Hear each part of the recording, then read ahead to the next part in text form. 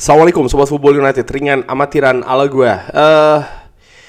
Terkait dengan Benjamin Sesko, di mana kabar terbaru Manchester United ini sedang melakukan negosiasi terkait dengan Benjamin Sesko dengan Red Bull Leipzig. Ini terjadi setelah sang pemain ini membuat keputusan. Jadi Benjamin Sesko membuat keputusan di antara dua pilihan, dan keputusannya adalah Benjamin Sesko lebih ingin ke Manchester United.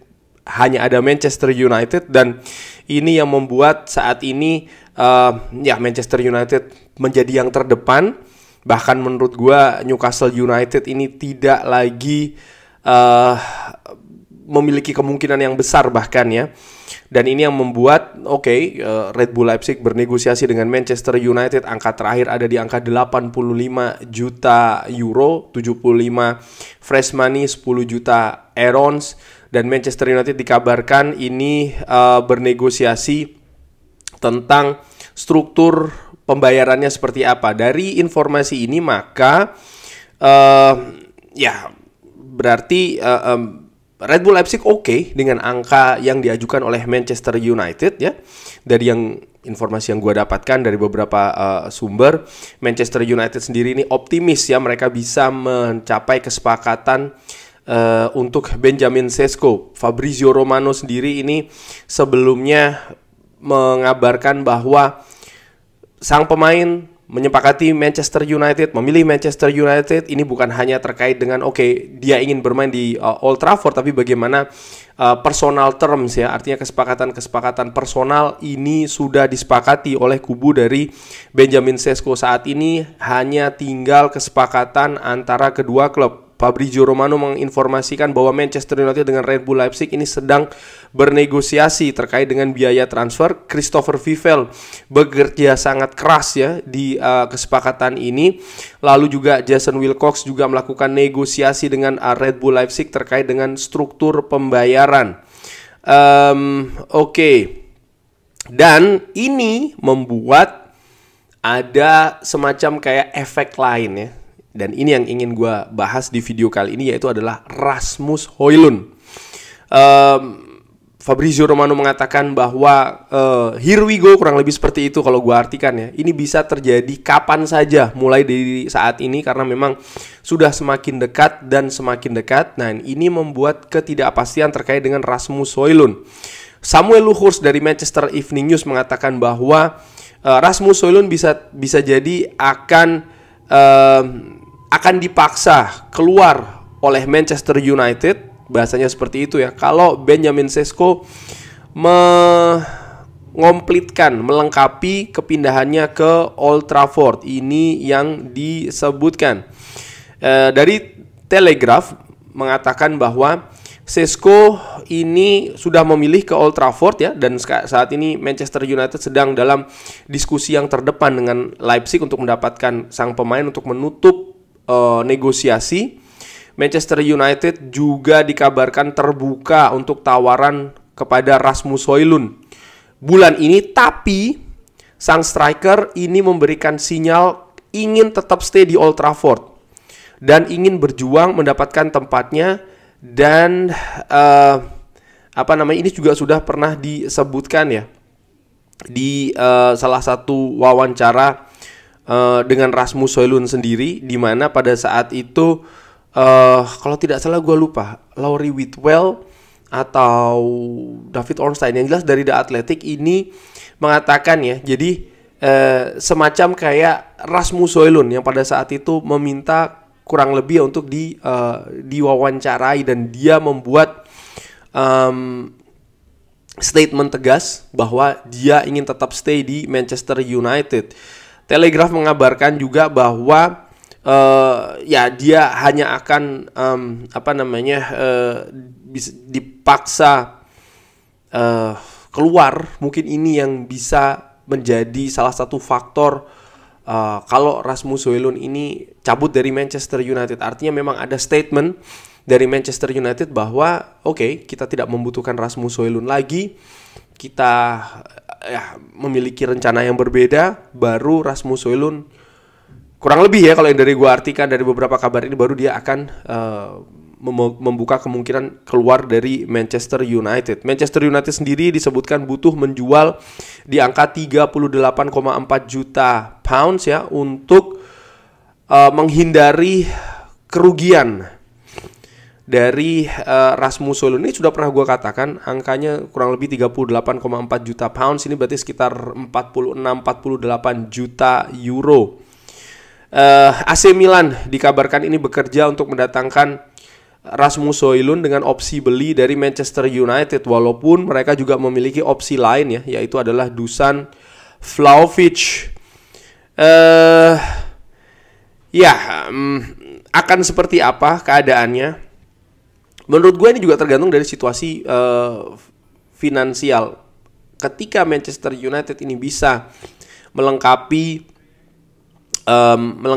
kesepakatan dari Benjamin Sesko tanpa harus misalnya ada pemasukan yang signifikan, maka adanya Rasmus Højlund ini tetap di Manchester United merupakan sebuah kemungkinan yang besar menurut gua. Ada ketertarikan dari AC Milan ya, dan juga beberapa klub Eropa di Rasmus Højlund, dikabarkan oleh Fabrizio Romano, dengan Benjamin Sesko yang diperkirakan akan datang.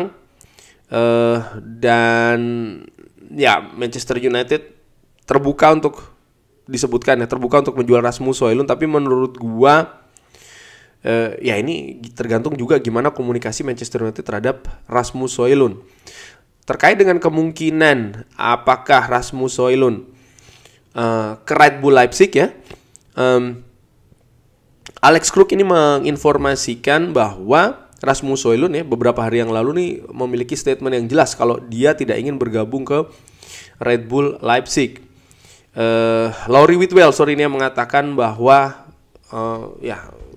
Rasmus Højlund di wawancara pada saat itu dia yang mengajukan diri, siapa yang ingin mewawancarai saya, dan menegaskan bahwa statement bahwa dia tidak ingin meninggalkan Manchester United. Nah, gue melihat kalau seandainya Rasmus Højlund katakanlah tetap stay di Manchester United, ini sebenarnya hal yang positif.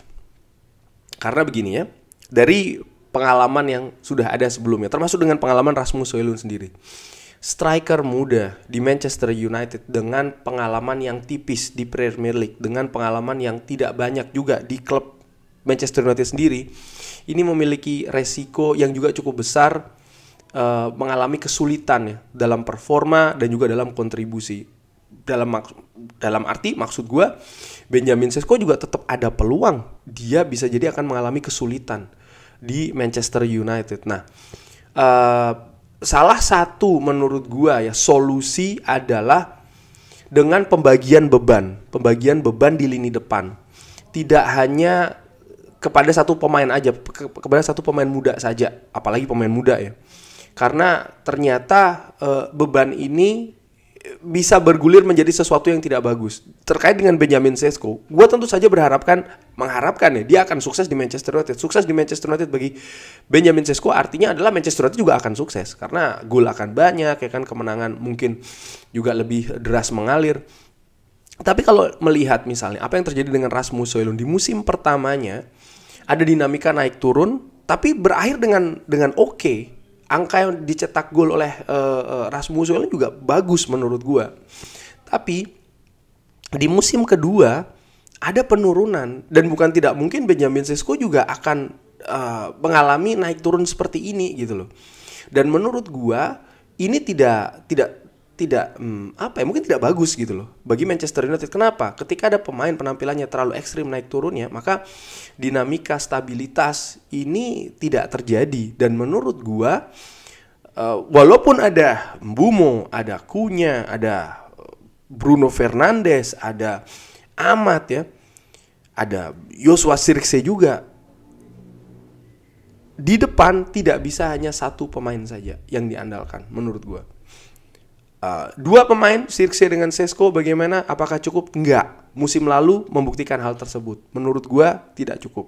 Gue bisa jadi salah, tapi ini yang gue lihat ya. Idealnya memang paling tidak ada 3.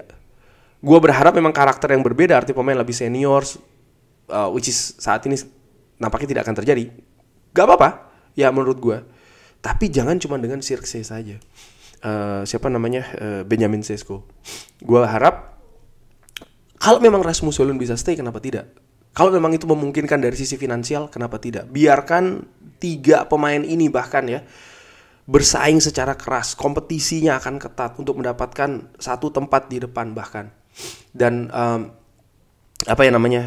persaingan kompetisi yang ketat ini diharapkan maka akan memacu ya performa dari sang pemain ini bisa berada di kapasitas level yang tertinggi. Hanya yang terbaik, konsisten terbaik yang akan diturunkan oleh Ruben Amorim.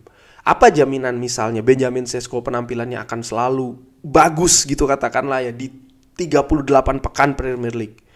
Dari yang sudah-sudah setiap striker, bahkan striker top pun juga ada masa-masa turunnya. Dan ini bagaimana? Siapa yang akan mengisi? Hal-hal seperti itu menurut gua ya. Pun juga sebaliknya, Rasmus Højlund juga seperti itu. Jadi kalau bisa dua-duanya tetap stay, kenapa tidak? Menurut gue seperti itu. Tapi bagaimana menurut Sobat Football United? Seperti biasa silahkan drop di kolom komen. Terima kasih sudah menyaksikan. Jangan lupa like, sholat, dan juga subscribe. Wassalamualaikum warahmatullahi wabarakatuh. Jangan judol. Thank you.